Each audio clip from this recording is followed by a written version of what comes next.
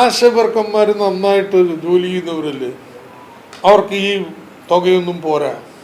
മാന്യമായിട്ടുള്ള ശമ്പളം വേണമെന്നുള്ള ഡിമാൻഡ് ശരിയാണ്. പക്ഷേ സമരം ചെയ്യേണ്ട സെക്രട്ടേറിയറ്റിന് മുന്നിൽ നിന്ന് കേന്ദ്ര സർക്കാരിൻ്റെ ആഫീസിന് മുന്നിലാണ്. കാരണം എന്താ? ഇന്ത്യയിൽ ഏറ്റവും കൂടുതൽ തുക കൊടുക്കുന്ന സംസ്ഥാനങ്ങളൊന്നാണ്. കഴിഞ്ഞ സർക്കാർ അധികാരത്തിൽ വരുമ്പോൾ 1000 രൂപയായിരുന്നു ആശാ വർക്കേഴ്സിന്, അത് 7000 ആക്കി. അത് വേറൊരു സർക്കാരും അല്ല, ഇടതുപക്ഷ സർക്കാരാണ് വർദ്ധിപ്പിച്ചത്. 1000-ൽ നിന്ന് 7000 ഇൻസെൻറ്റീവ്.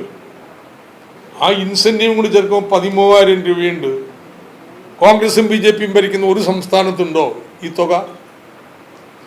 ഇനിയും വർദ്ധിപ്പിക്കണം.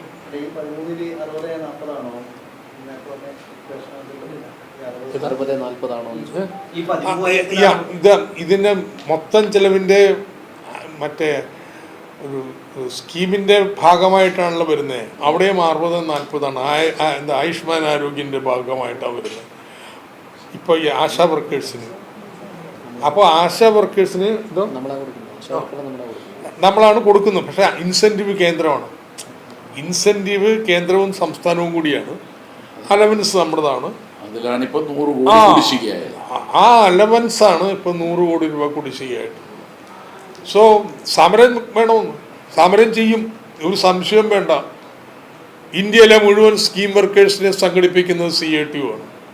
അവരാണ് ഏറ്റവും വലിയ സംഘടന. ശക്തമായ സമരം ഉണ്ടാവും ഈ കേന്ദ്രത്തിനെതിരായിട്ട്.